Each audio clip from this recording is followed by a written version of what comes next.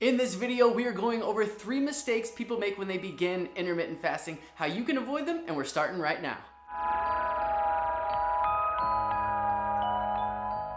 Hey, my name is James Johnson, and welcome to the Benefiters channel, where we talk about health, wellness, overall anything that we think you can benefit from. And today, we are going over 3 of the most common mistakes people make when they begin intermittent fasting, and how you can avoid them so you can start off on the right track. So real quick, what is intermittent fasting? Now, most people think, oh, it's some diet, I'm gonna have to go to the store, read all these labels, or they think that they're gonna have to starve themselves, and I'm here to tell you that's just not the case.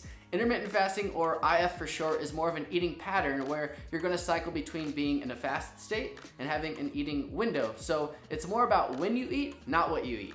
So the first mistake people make when they start intermittent fasting is trying to change their lifestyle to fit this new routine. And that's gonna make it a lot harder to get started and stay consistent. So what you don't wanna do is have this new routine and then also change your lifestyle to make them kind of work, because they're just gonna fight each other. So the solution for this is to find the best routine for you.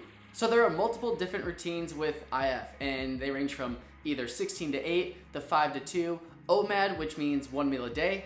I prefer to do the 16 to 8 method. So this means 16 hours of your day you're gonna be in a fasted state, and then 8 hours of your day you're gonna have an eating window. Now, the beauty of this routine is that most of the time, 8 of those 16 hours fasted are during your sleep. Now, you might be thinking, oh my gosh, what do you mean I'm gonna go 16 hours throughout my day without eating? You might think it's impossible. Don't worry, problem number 2, and the solution for it is gonna help with that. The next mistake people make after they found the routine that they think is gonna work for them is that they rush into it. So I come from a gymnastics background, specifically trampolines, and before learning multiple flips and twists, we learn baby steps and progressions leading up to the bigger skills. So when you're starting with intermittent fasting, you might not wanna jump straight into a 16-hour fast, as it might shock your system and cause some problems at the beginning and also make it harder to stick with.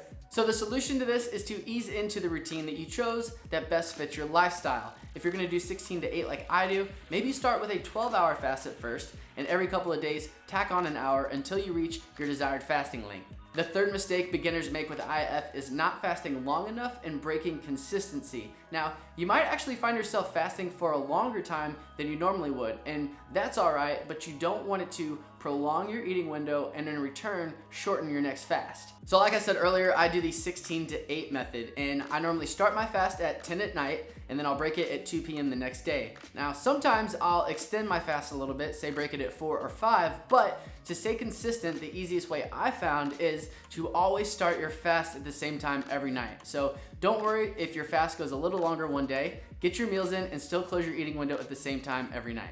All right, question of the day. How long have you been intermittent fasting for, and what method do you use? Is it 16 to 8, 18 to 6? Maybe you do OMAD? Whatever it is, I'd love to connect with you in the comments along with all of the other benefiters. So to recap, when you first start intermittent fasting, you wanna find your routine, ease into it, and stay consistent. Now, if you're just getting started with IF or you wanna get started, I'll leave a link in the description to a 30-day challenge I created where we have a community of people that will be there to guide you along the way, as well as giving you a free intermittent fasting guide. So check it out. Even if you don't want the challenge, be sure to get your free guide.